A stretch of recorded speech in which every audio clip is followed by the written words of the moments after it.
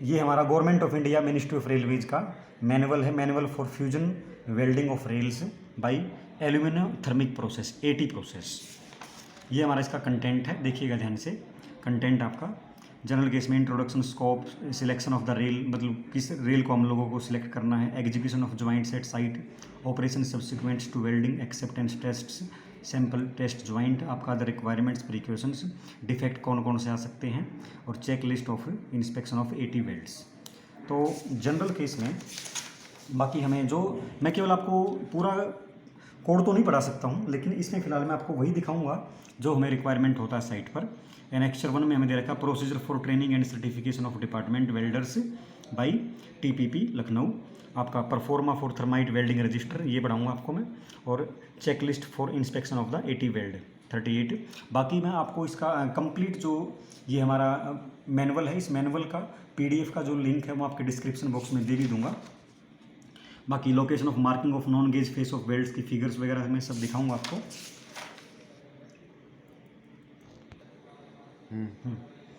तो हमारा जो इंडियन रेलवेज में थर्मिक वेल्डिंग प्रोसेस जो है, शॉर्ट प्री हीटिंग प्रोसेस है यूजिंग हाई सिलिका सैंड, और यू कैन से हमारा लेटराइट सैंड होता है, कार्बन डाइऑक्साइड इसमें ड्राइड फॉर्म में रहता है वेल्डिंग के लिए। ऑक्सी एसिटाइलिन LPG गैस और compressed air petrol fuel mixture हम लोग यूज़ कर सकते हैं। जो मैं अपने केस में यूज़ करूँगा मैं वो यूज़ करूँगा कंप्रेस्ड एयर फ्यूल मिक्सचर में यूज़ करूँगा। 80 welding is required to be done to convert flash butt welded panels into long panels, means आपका लॉन्ग वेल्डेड रेल्स ज्वाइंट बनाने के, या फिर कंटिन्यूस वेल्डेड, या फिर आपका शॉर्ट वेल्डेड रेल ज्वाइंट बनाने के काम आता है। तो आपका जो कन्वेंशनल 80 वेल्डिंग प्रोसेस है, इसमें आपका ग्रीन सैंड मोल्ड होता है, हम पोर्शन बोल देते हैं band on the Indian railways.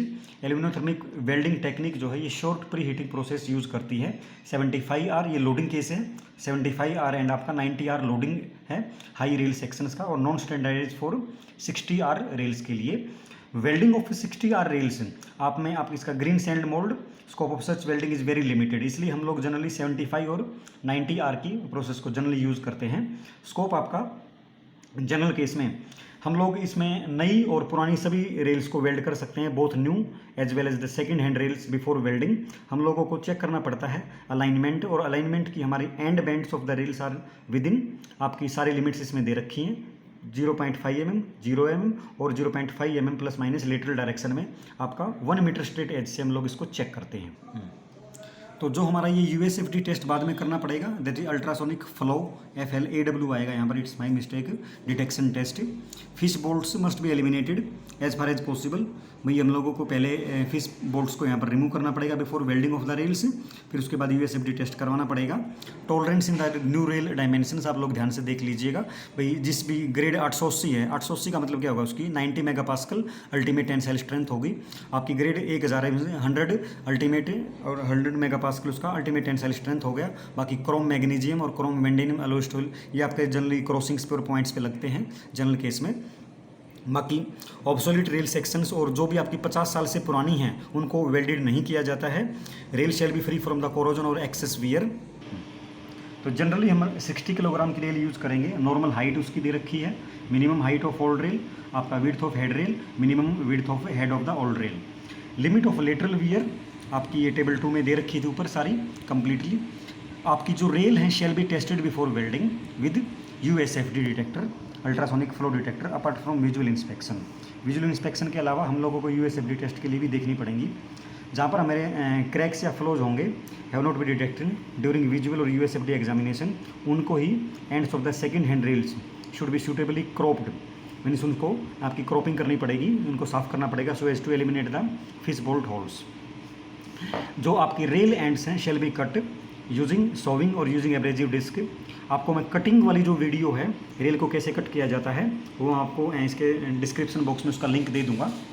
Second hand rails should be match marked before releasing from the track to enable matching of the rail ends. Kinks अगर कोई हैं तो उसको भी हम लोगों को रिमूव करना पड़ेगा।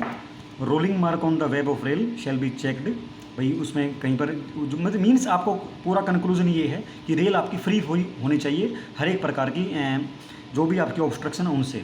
14 और ग्रेड 880 इनको अगर अनअवॉइडेबल सर्कमस्टांसेज में जोड़ा जाए तो इनको हम लोगों की इनकी केमिस्ट्री जो होगी, जो इनका कार्बन कंटेंट है, जो भी इसमें जिस भी अलॉय से बना हुआ है उसको पहले चेक कर लेना चाहिए।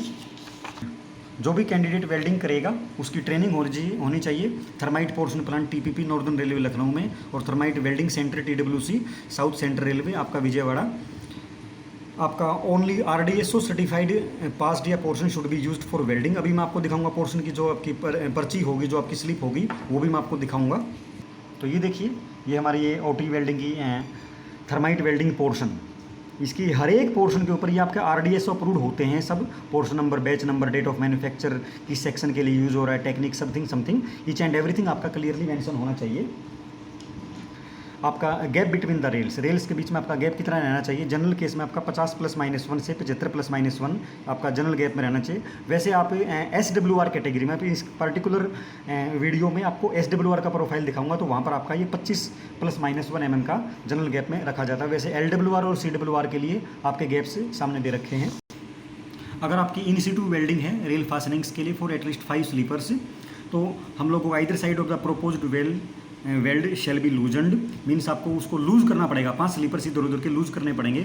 Slippers adjacent to the joint of the weld shall be shifted to obtain a clear working space of 250 mm on either side of the आपका जो भी वेल्ड हो रहा है उससे।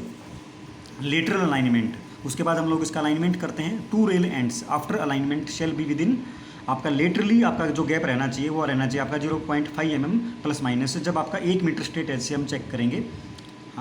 वर्टिकल अलाइनमेंट आपका 3 से 4 mm का 72 UTS वाली रेल के लिए, बाकी 72 UTS वाला रेल मीन्स आपका 60 किलोग्राम वाला रेल्स है।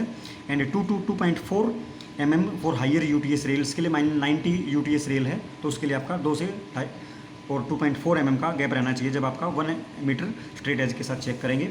उसके बाद हम लोग फिक्सिंग ऑफ मोल्ड्स करवाते हैं। भाई मोल्ड्स अभी मैं आपको पूरी वीडियो में दिखाऊंगा आपके मोल्ड्स कैसे फिक्स किए जाते हैं। Followed by passage of carbon dioxide gas. उसके बाद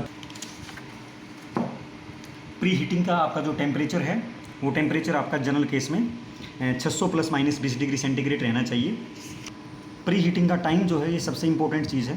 pre heating time would be 10 to 12 minutes आपका किसके लिए, एयर पेट्रोल के लिए, बट मैं अपने केस में यूज़ कर रहा हूँ कंप्रेस्ड एयर पेट्रोल, तो 4 से 4.5 मिनट, और 2 से 2.5 मिनट आपका रहना चाहिए oxy LPG pre heating technique respectively. Pre heating के बाद हमारा स्पार्कलर जो है shall be ignited and inserted in the portion. Pre heating कर दी portion at the centre top to start the reaction किसकी होगी, जो भी पोर्शन के अंदर आपका जो भी ऑक्साइड्स होंगे उनकी रिएक्शंस होगी।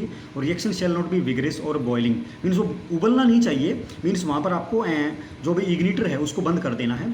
After the reaction subsides about 3 seconds shall be allowed for the separation of slag. जब हमारी रिएक्शन पूरी हो जाएगी तो स्लैग मटेरियल नीचे निकलेगा, विच में B judged by looking the crucible through coloured glass. जो भी आपका IS कोड नंबर 5983 है, manual tapping of molten metal is employed. Post welding cooling, weld होने के बाद कूलिंग आपकी होनी चाहिए जनरली एटलीस्ट फॉर 20 मिनट्स। आपका tolerance of the finished weld, जब आपका ये हम लोग पूरी कूलिंग कर देंगे, कूलिंग करवाने के बाद इसकी क्या नाम है ग्राइंडिंग करवाएंगे, और ग्राइंडिंग करवाने के बाद जब हम लोग इसकी टॉलरेंस चेक करेंगे तो टॉलरेंस आपका क्या क्या लिमिट रहनी चाहिए। ये काफ़ी इंपॉर्टेंट चीज़ है। Vertical alignment, lateral alignment, finishing of the top surface and head finishing on the sides. इन चारों चीज़ों का मीनिंग एक्चुअल आपको प्रैक्टिकल साइट पे ही पता लग पाएगा, वो दिखाऊंगा आपको, लेकिन पहले आप इसका वेरिएशन देख लो। वर्टिकल अलाइनमेंट जो है, variation shall not be more than 1 mm and -0 mm जब आपका 1 मीटर स्ट्रेट एज से मेजर किया जाएगा। तो लेटरल अलाइनमेंट आपका 0.5 mm की ± लिमिट में रहना चाहिए, 1 मीटर स्ट्रेट एज से किया जाएगा। तो finishing of the top surface +0.4 mm -0 mm measured 10 centimetre edge से, और head finishing of the sides जो भी उसका हेड चेक किया जाएगा वो आपका 0.3 mm over the gauge side. अब आप देख रहे हैं रेल के केस में ये आपका टॉप सरफेस हो गया, जो मैंने आपको ऊपर भी बताया था, ये आपका हेड फेस हो गया, दोनों साइड में ये आपका हेड फेस हो जाएगा। डिफेक्ट्स रिलेटिव वेल्ड्स, हमारे 2 प्रकार के डिफेक्ट्स होते हैं, DFWO और DFWR।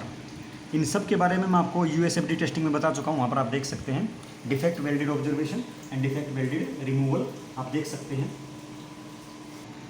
ये तो जनरल चीज़ें भी आपके ट्रेनिंग सर्टिफिकेशन के लिए, डिपार्टमेंट वेल्डर्स के लिए आपका कितने महीने का कोर्स होता है। इनिशियल कोर्स आपका 2 वीक्स का, रिफ्रेशर कोर्स 1 वीक का, और कोर्स फॉर सुपरवाइजर 1 वीक का होता है।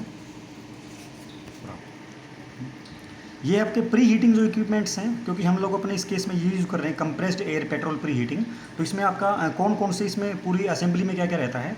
एक आपका सूटेबल कंप्रेसर रहता है, 2 नंबर्स मास वेल्डिंग के लिए। हम लोग मास वेल्डिंग करेंगे फिलहाल में, रिपेयर वेल्डिंग नहीं करेंगे।